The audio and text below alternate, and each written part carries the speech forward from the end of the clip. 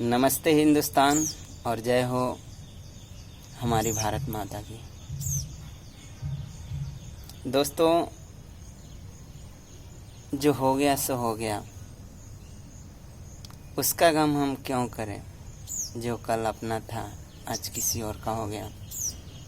एक बार फिर आप सभी के समक्ष राज भैया उपस्थित हो रहा है। सबसे पहले आप सभी को राज भैया की तरफ से सादर प्रणाम है, चरण स्पर्श प्रणाम है। और राज भैया उन सभी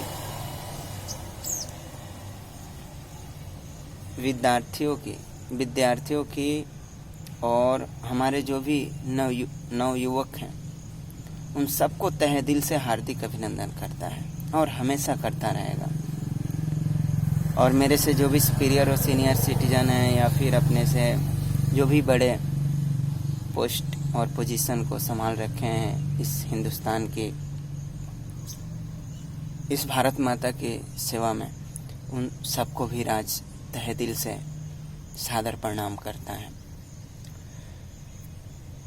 आज मैं फिर ऑन स्क्रीन आया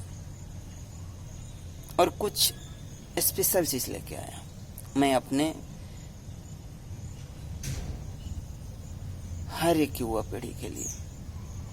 और वो क्या है स्पेशल चीज़, मैं आपको बता दूं कि दोस्तों आज मैं आपको बताने जा रहा हूँ what is the education system and what is work of education and how is working education system in our life.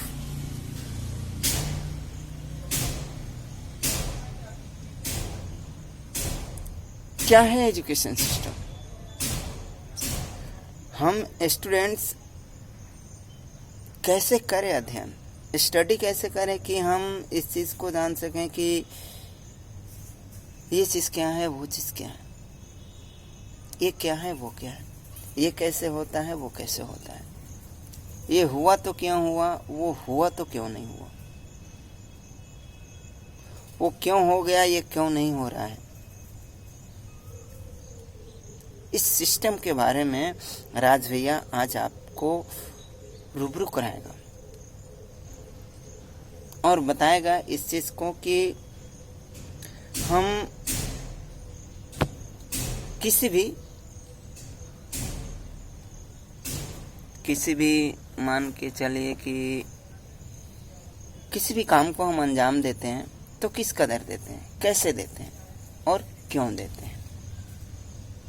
इसके बारे में भैया आप सबसे आज रूबरू होगा, आप सभी को रूबरू कराएगा और ये बताएगा कि हमारे लाइफ में स्टडी की क्या महत्व है। जो विद्या का वरदान है वो हमारे लाइफ में क्यों जरूरी है।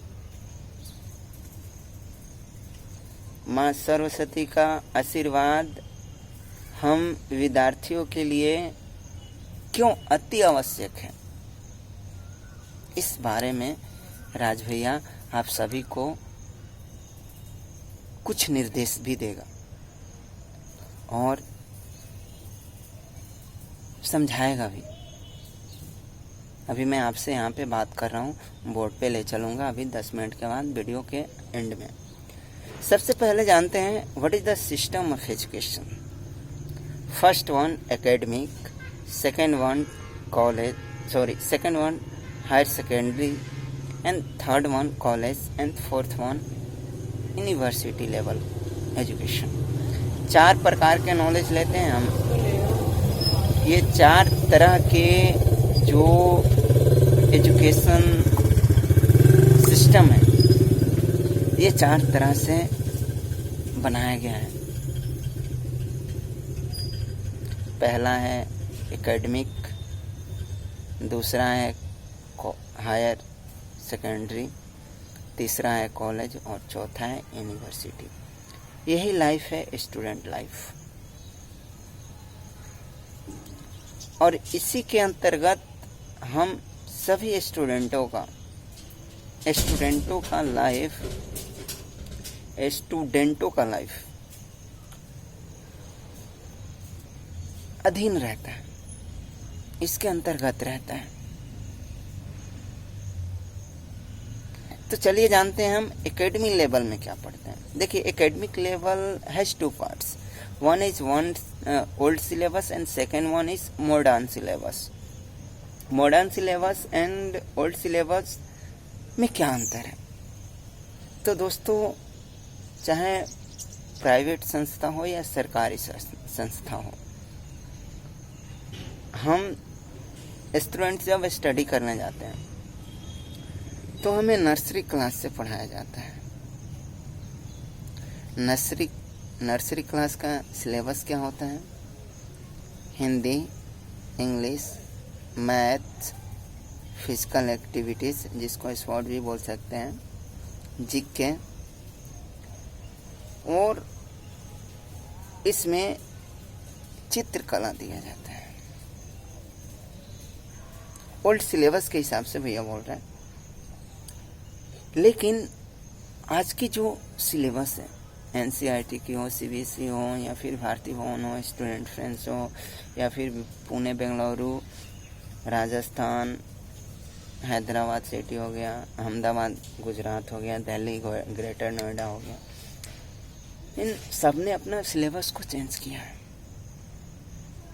और इन्होंने एक शिक्षा में आंदोलन को उत्पन्न किया, क्रांति उत्पन्न किया शिक्षा के बीच। क्या किया कि इस सिलेबस को उल्ट को रख के उन्होंने आधुनिक सिलेबस को सामने लेके रखा। क्या किया इन्होंने कि Hindi, English, math, Sanskrit, GS, general science, SS, social study, moral studies, computer science, GK and physical activities,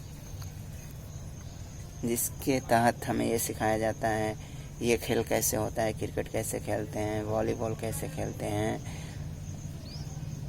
football कैसे खेलते हैं, कबड्डी कैसे खेलते हैं। ये फिजिकल एक्टिविटीज़ के अंतर्गत बताया जाता है।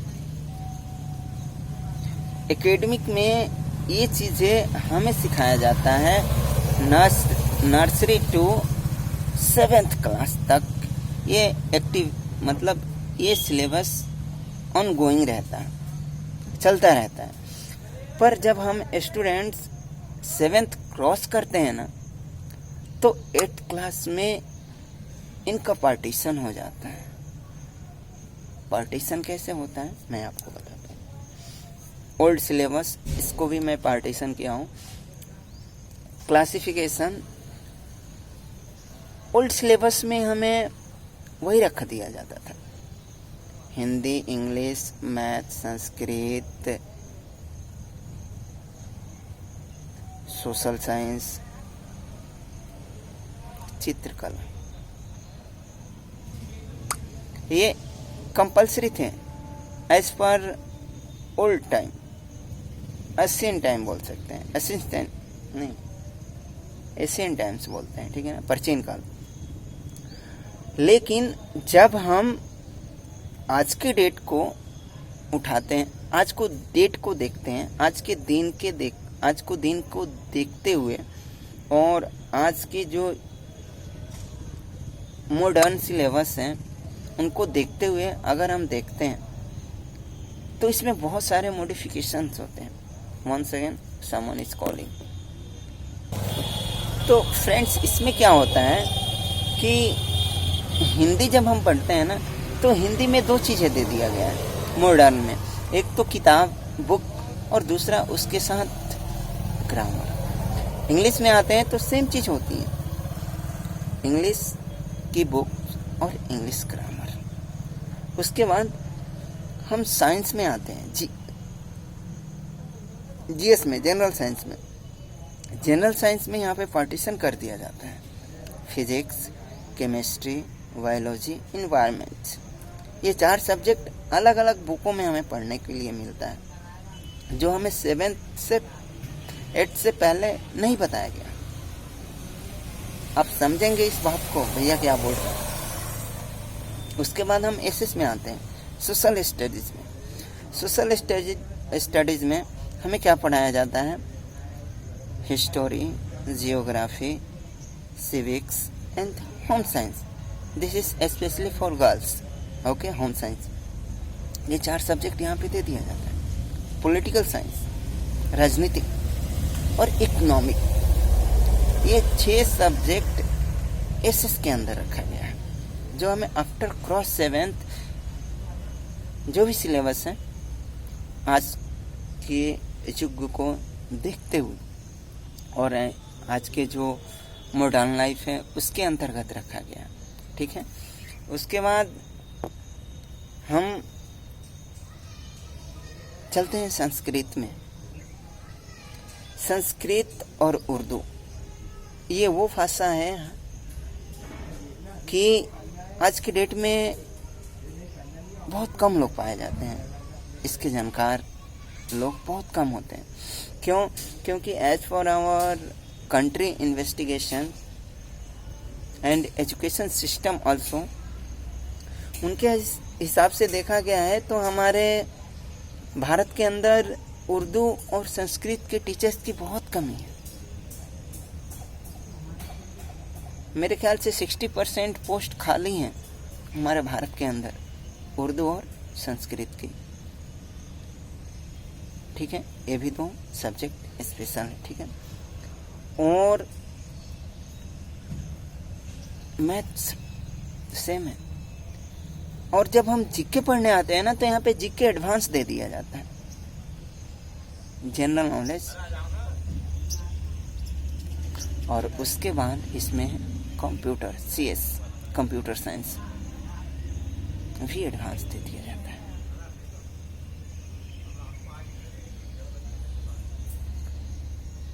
अब जब हम इन सभी सब्जेक्ट को पढ़ते हुए हाई स्कूल क्रॉस करते हैं, 10th क्लास क्रॉस करते हैं, तो वहां पे इनको और मॉडिफाई किया जाता है और नए तरीके से हमारे सामने रखा जाता है।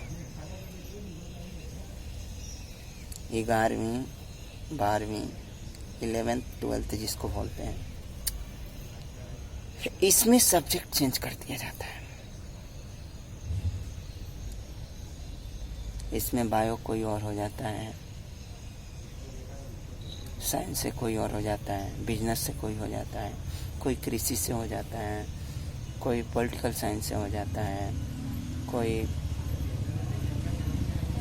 होम साइंस ले लेता है, कोई फिजिकल एक्टिविटी से ले लेता है।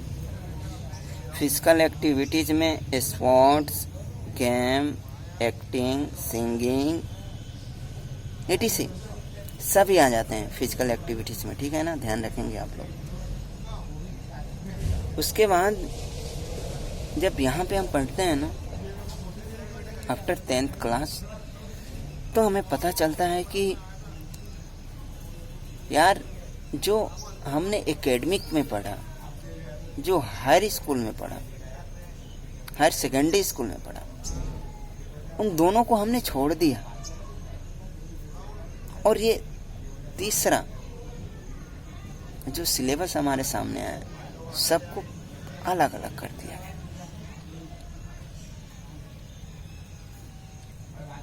जो बायो साइंस है उसको फिजिक्स, केमिस्ट्री और बायोलॉजी ही चाहिए, मैथ भी चाहिए उसको, लेकिन math is not extremely essential for bio science but for the biotechnology extremely essential. ठीक है, वहाँ पे जब हम आफ्टर 10th क्रॉस करके आते हैं ना,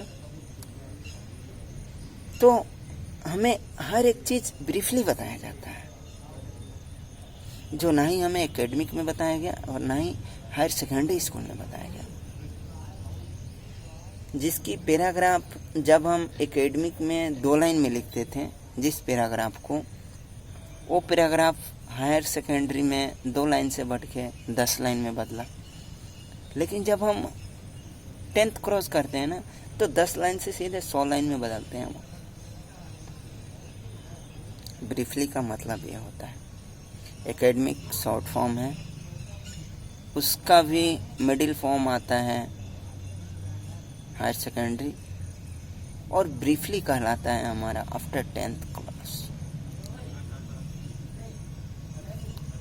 और जब हम 10th क्रॉस करने के बाद 11th और 12th कर लेते हैं इन सभी सब्जेक्टों से, जिसको राज भाई ने बताया आप सभी को, उसके बाद इनका स्कोप है।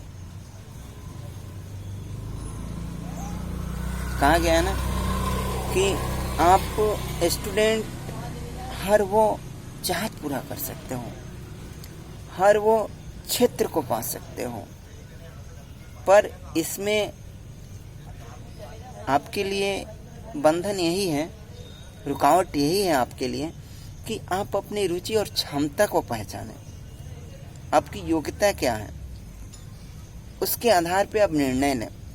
आफ्टर क्रॉस 12th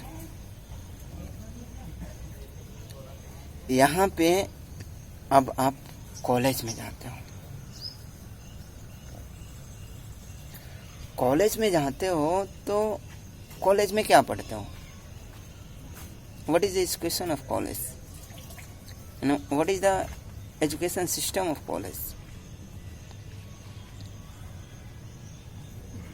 देखो यहाँ पे आप सभी को लिए बताता है भैया। जो लड़का साइंस में फेमस है, इंटेलिजेंट है, उसकी नॉलेज फैंटेस्टिक है, वंडरफुल नॉलेज है अबाउट साइंस सब्जेक्ट, वो बंदा जब कॉलेज में एडमिशन लेगा तो वो बीएससी कहलाता है, बैचलर ऑफ साइंस। जो स्टूडेंट्स साइंस में अपनी माइंड को रोबोट से भी फास्ट एक्टिवेट रखता है, वो बंदा साइंस चूज करता है। और जो लड़का या लड़कियां एसएस में फेमस है, सोशल साइंस,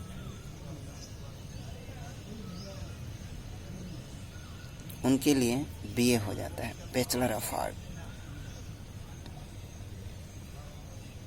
ठीक है। और जो लड़का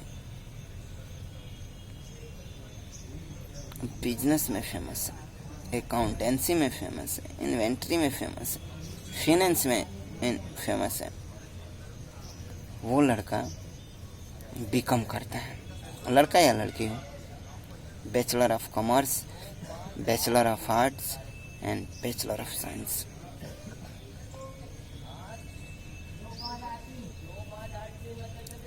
आप अगर आपकी इकोनॉमिक अच्छा है, आपका बिजनेस अच्छा है, तो आप बहुत बढ़िया परसेंट ला सकते हो। किसमें? बीकॉम में। आपकी साइंस अच्छी है, फिजिक्स, केमिस्ट्री, बायोलॉजी, मैथ। एक बात आप ध्यान देना यहाँ पे, बीएससी जब हम करते हैं तो बीएससी में भी पार्टीशन हो जाता है। बीएससी में पार्टीशन क्या होता है मैं आपको बताता हूँ। बैचलर ऑफ साइंस में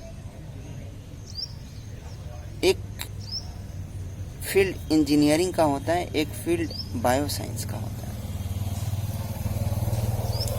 इंजीनियरिंग फील्ड के लिए फिजिक्स, केमिस्ट्री और मैथ चाहिए, और बायोलॉजी साइंस के लिए बायोलॉजी, केमिस्ट्री और फिजिक्स चाहिए, सॉरी मैथ चाहिए। ध्यान रखेंगे, एक बार मैं रिपीट कर रहा हूँ फिर से। बीएससी में physics, chemistry, math engineering field को टारगेट करता है, फिर biology, chemistry, math bio science field को टारगेट करते हैं। बीएससी में 2 पार्टीशन हो गया, ठीक है। बीए में हम चलते हैं। देखिए बीए का बहुत सारा स्कोप है। बैचलर ऑफ आर्ट का मतलब आप आज जितने भी एडमिनिस्ट्रेटिव सर्विस है ना, सेवाएं जो सेंट्रल गवर्नमेंट, राज्य सरकार या केंद्र सरकार के अंतर्गत जितने भी सेवाएं दी जाती हैं, उसमें ज़्यादातर लोग आर्ट से रिलेटेड होते हैं। होते तो सभी फील्ड से रहते हैं उसमें, लेकिन यहाँ पे आपको मैं बता दूं कि जितनी भी यूपीएससी के, एसएससी, बैंकिंग, रेलवे वाले हो, ये आर्ट वाले हो। हाँ, रेलवे में है कुछ आईटीआई मांगते हैं, बीटेक मांगते हैं, एमटेक मांगते हैं, क्योंकि रेलवे की कुछ अलग, उसकी मैनेजमेंट ही अलग है। रेलवे का कार्य ही अलग है, रेलवे का प्रोडक्ट भी अलग है, रेलवे की सिस्टम ही अलग है। दुनिया की सबसे बड़ी रेलवे व्यवस्था हमारी भारत की है, और दुनिया के सबसे ज़्यादा और सबसे बड़ी एम्प्लॉयमेंट, रोजगार योजना हमारे भारतीय रेलवे के अंतर्गत है। दुनिया के सबसे ज़्यादा कर्मचारी हमारे भारतीय रेलवे के अंतर्गत काम करते हैं। ये पावर है हमारे भारतीय रेलवे की, चाहे वो उत्तर रेलवे हो, पूर्व रेलवे हो, what ever type of railway departments, ठीक है। तो आप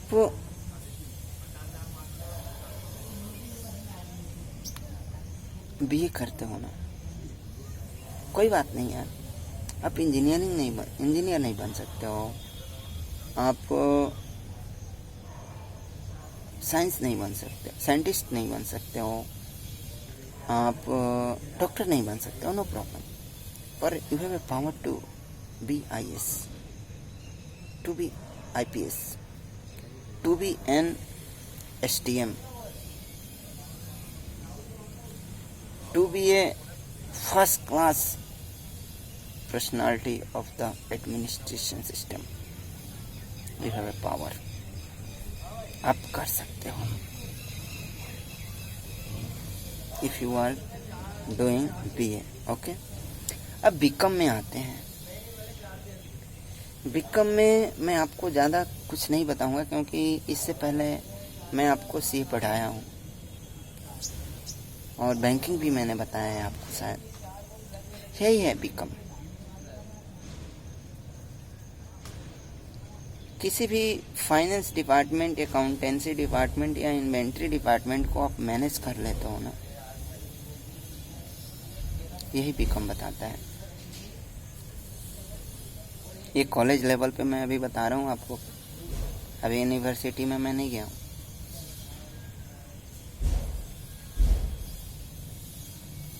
ये कॉलेज लेवल की स्टडी राज भाई आपसे शेयर कर रहा है।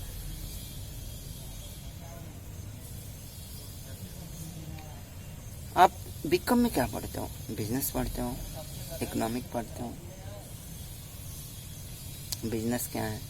सेल्फ बिजनेस आप कैसे करोगे, पार्टनरशिप में कैसे करोगे, किसी कंपनी, बड़ी ऑर्गेनाइजेशन को आप कैसे मैनेज कर सकते हो, चाहे वो कंस्ट्रक्शन की हो या प्रोडक्शन की हो।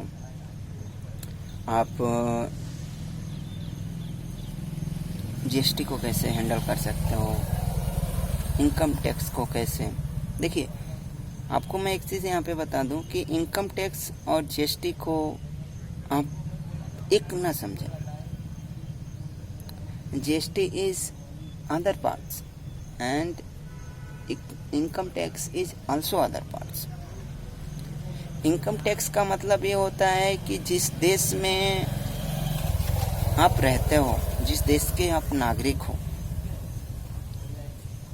तो उस देश में रहने का चार्ज अपने देश की सेवा के लिए क्या देते हो, वो है income tax. But GST is that things कि आप अपनी ज़रूरत को किस कदर पूरा कर रहे हो, और उस ज़रूरत को पूरा करने के लिए हमारी सरकार उसके प्रति क्या क्या योजनाएं लगाई हैं, दी हैं,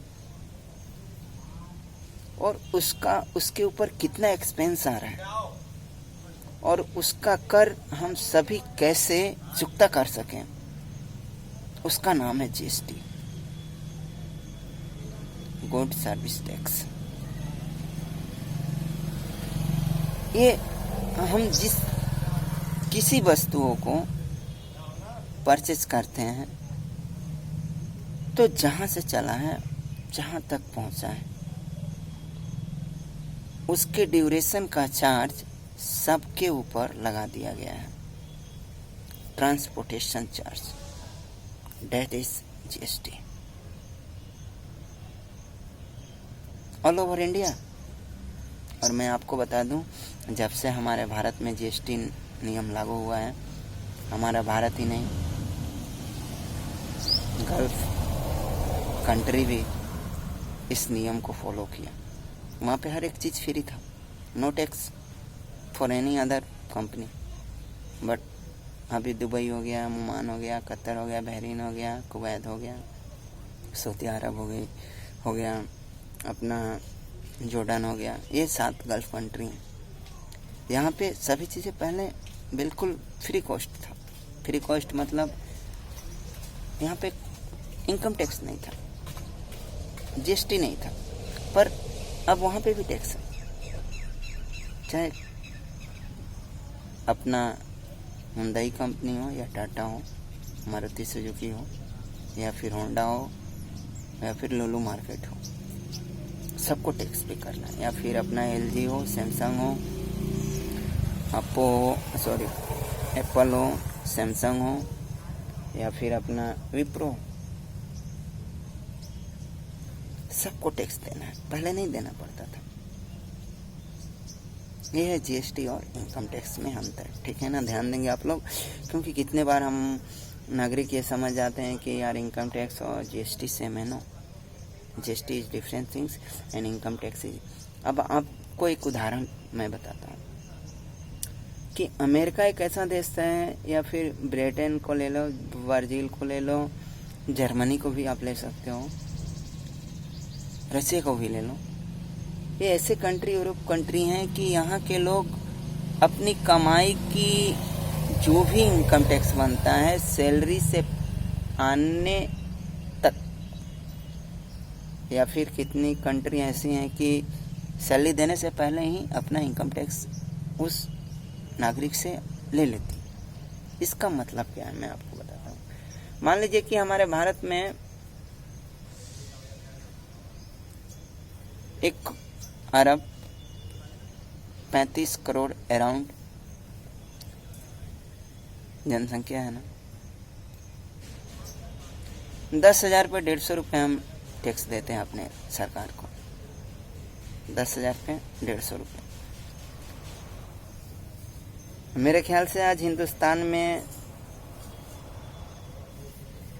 60% तो लोग जरूर होंगे जो 10,000 रुपये, 60% ही लेता हूँ मैं, 40% छोड़ देता हूँ। अगर 60 करोड़ लोग हमारे भारत माता को अपनी कमाई की 150 रुपये दें, समझते हो 150 रुपये का महत्व हमारे जेब में कुछ नहीं है आज के डेट में। लेकिन यही 150 रुपये अगर हम इनकम टैक्स के रूप में अपने भारत माता को सौंपते हैं ना, तो आप मल्टीप्लिकेशन कर सकते हैं कि 60 crore into 150 equal what is the value of money. ये है इनकम टैक्स। मतलब हम अपने देश में, जिस देश में रह रहे हैं, उस देश की उन्नति किस तरह चाहते हैं, किस कदर हम उस देश को अपने नजरिया से देख रहे हैं। हम जिस देश के आहोस में जन्म लिए हैं, उस देश को हम क्या दे रहे हैं। कमाने खाने वाले तो अरबों लोग हैं इस दुनिया में, मैं बोलता हूँ ना, 80% इस दुनिया के लोग ये जानते हैं कमाना है, खाना है। केवल 20% लोग जानते हैं कि इस दुनिया को कैसे चलाना है। और जो 80% लोग हैं, उन्हीं के बदौलत ये दुनिया नहस तहस हो रही है। उन 20% लोगों के वजह से वो नहस तहस को कंट्रोल किया जा रहा है। बाकी कुछ नहीं है दुनिया। क्या है? इकोनॉमिकल कंडीशन, कुछ नहीं है। आज देखो इस महामारी में, कोरोना के महामारी में, एक गरीब हो या एक मिडिल क्लास की फैमिली हो या फिर एक टॉप क्लास की फैमिली हो, कंडीशन सबका सेम ही है। सेम इसलिए है कि किसी के पास आने की प्रक्रिया बंद हो चुकी है और जाने की प्रक्रिया बंद नहीं हो सकती। हम अपनी जरूरतों को पूरा किए बिना नहीं रह सकते। उसकी महामारी हम नहीं रोक सकते।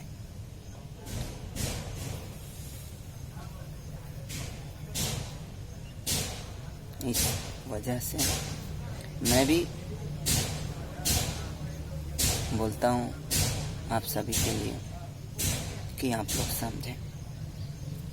और मैं ये बातें उन लोगों के लिए नहीं बोलता हूँ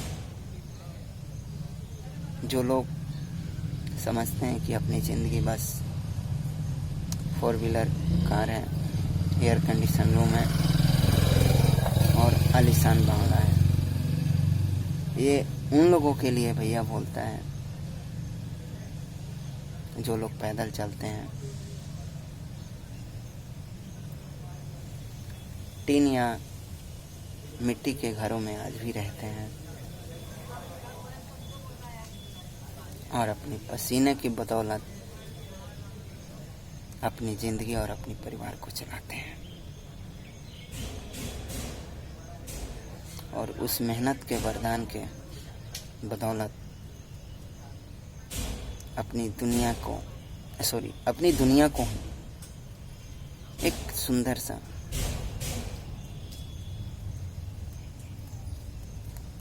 सपना बना के रखते हैं। आप सभी युवा पीढ़ी पढ़ो। ये मेरा फर्स्ट पार्ट था, what is education of system. अब इसके बाद भैया बताएगा आप लोगों को कि after cross college how many options for you and how can achieve your field and where is your wish and what is your choice and how can you achieve both things as per your wish and choice। ये चीजें भैया आपसे share करेगा, ठीक है। ये मेरा एक आप सभी से रूबरू होने का और कराने का भी, एकेडमी क्या है, हायर सेकेंडरी क्या है और अपना कॉलेज लेवल क्या है, इसको बताना था। मुझे लगता है कि आप लोग इस बात को समझेंगे। Special for my youngsters whole youngster of my our glorious country India. आप लोग पढ़ें, अच्छे से पढ़ें, अच्छे से पढ़ाई कीजिए। और पढ़ने वाले लोग ये कभी नहीं सोचते हैं यार कि मैं क्या कर रहा हूँ। वो ये सोचते हैं कि मैं जो कर रहा हूँ वो अच्छा है। बस इसी थिंक पे चलना है। दुनिया क्या करती है, दुनिया क्या बोलती है, दुनिया तो ये भी बोलेगी कि यार तुम ऐसे काम करते हो, यार इतना पढ़े लिखे। उस दुनिया की ऐसी की तैसी अपनी दुनिया बनती, दूसरी दुनिया, समझ रहे हो ना। दुनिया का काम है दुनिया मिटाना, लेकिन अपना काम है दुनिया बनाना। यही है दुनिया।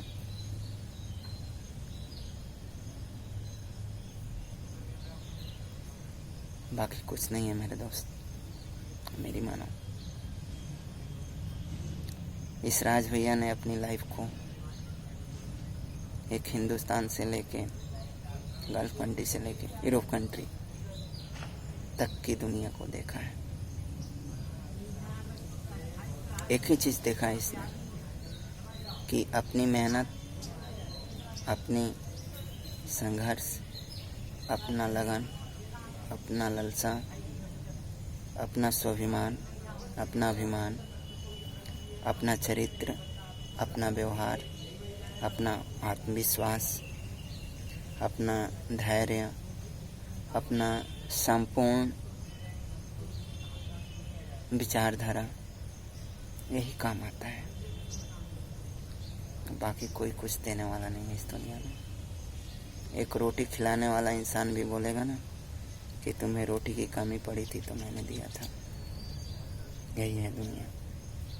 पर जब आप अपने से करते हो ना तो कोई कहने वाला नहीं रहता और किसी की औकात नहीं है कि कोई बोल दे। तो यंगस्टर, युवा पीढ़ी मेरे, आप सभी अच्छे से पढ़ाई करें, अच्छे से करें। मेरे पास टाइम नहीं होता है यार वीडियो बनाने के लिए। पर मिनट भी मैं अगर एक वीडियो बनाऊँ ना, पर मिनट, फिर भी मेरे नॉलेज की अंत नहीं है। पर मिनट इतना है इस माइंड में आज के, और देना है, आप सभी को देना है। मैं लेके क्या जाऊंगा? कुछ नहीं। मैं आपसे बोलता हूँ ना, I have no wish no things, sorry think है, no wish no choice, only things and thought for my youngsters to be superior me and senior to me. मेरे लिए यही सपना है कि हर एक लड़का, हर एक लड़की इतना उन्नति करें कि राज भैया सलाम ठोकें उनको। बाकी कोई सपना नहीं है इस राज के बंदे। इस बंदे की लाइफ में there is no any mission, no any target, no any vision, only one wish, this one whatever you share with you. Okay friends, तो चलिए मैं थोड़ा अपने बोर्ड पे लेके आपको चलता हूँ और थोड़ा डायग्राम दिखा दूँ आपको कि क्या है education system. Okay, let's move and see diagram, map, drawing, whatever you have, words knowledge as per your wish, as per your knowledge. Okay,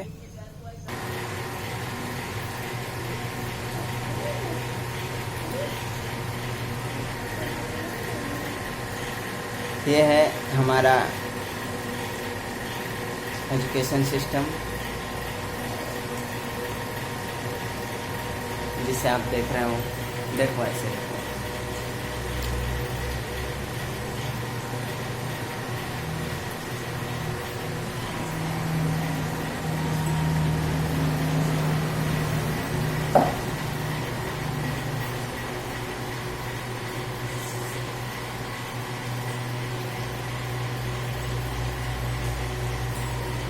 इसमें सबसे पहले एजुकेशन सिस्टम। ठीक है दोस्तों, एजुकेशन सिस्टम है what many types: academic, higher secondary, college and university. Okay, अब हम academic में क्या पढ़ते हैं और एकेडमिक में हमें क्या बताया? एकेडमिक में ओल्ड सिलेबस और modern syllabus. Old syllabus, modern syllabus में दोनों में फ़र्क है। फ़र्क क्या है? Here Hindi, English, math, grammar, Hindi और इंग्लिश और संस्कृत। ठीक है, हिंदी इंग्लिश और हिंदी और इंग्लिश, ये दो चीज़ें मैंने यहाँ पे आपको प्रोवाइड किए, हिंदी और इंग्लिश, और यहाँ पे हिंदी और इंग्लिश। दोनों चीज़ें सेम है, अलग नहीं है। ठीक है ना? अब मैं सेम क्यों यहाँ पे दिया हूँ कि यहाँ पे हिंदी और इंग्लिश और यहाँ पे हिंदी और इंग्लिश। यहाँ पे हिंदी इंग्लिश जो है वो आपको नर्सरी टू LKG और UKG ये तीन ही चीज़ दिया गया है, लेकिन आप फर्स्ट स्टैंडर्ड, सेकेंड, तो यहाँ पे हिंदी इंग्लिश थोड़ी मोडिफिकेशन होता है उसमें। ठीक है ना?